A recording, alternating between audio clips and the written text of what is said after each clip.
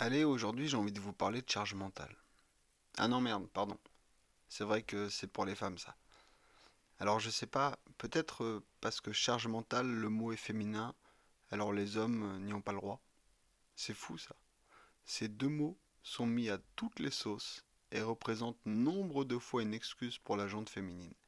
Et nous, nous on connaît pas ça. Ça existe pas. Nous on est des bebeux. On fout rien. On pense à rien. Alors si on parlait aujourd'hui de la charge invisible de l'homme. Bien sûr qu'une femme, comme un homme, a une charge mentale. Je ne nie pas ça. C'est juste évident.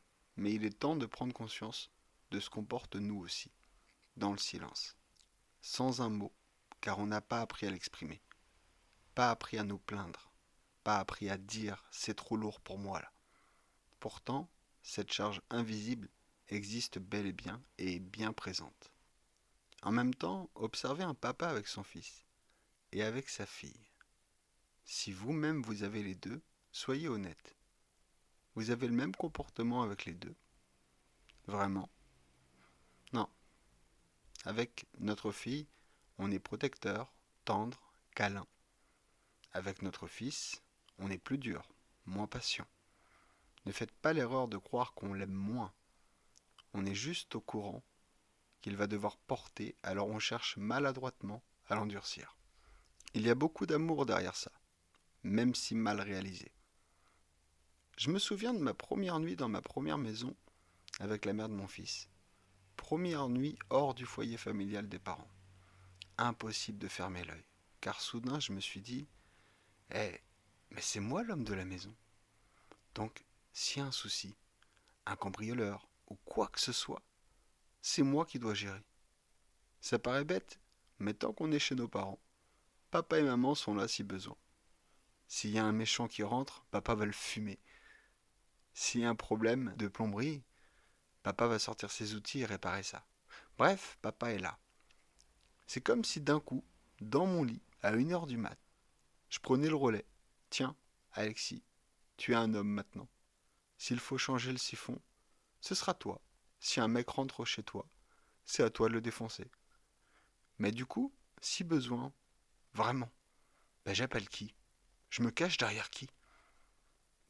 Derrière personne. C'est derrière toi qu'on se cachera désormais. Et ce truc-là, c'est difficile à faire comprendre, mais je pense que vous savez de quoi je parle. Et oui, il y a celle qui porte et celui qui porte celle qui porte. Et une fois de plus, ne me faites pas dire ce que j'ai pas dit, hein.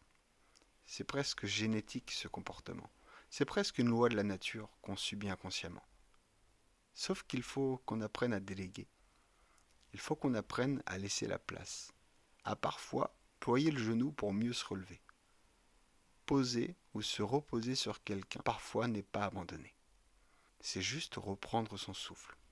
Et pensez-y un instant. Souvent on fait ça parce qu'on l'a appris. Pour que notre femme soit satisfaite, en sécurité, fière de nous.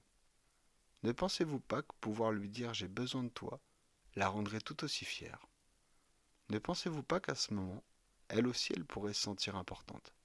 Cela pourrait créer un beau lien où chacun prend conscience du poids de l'autre, se rendant compte qu'en le partageant, c'est vite beaucoup moins lourd.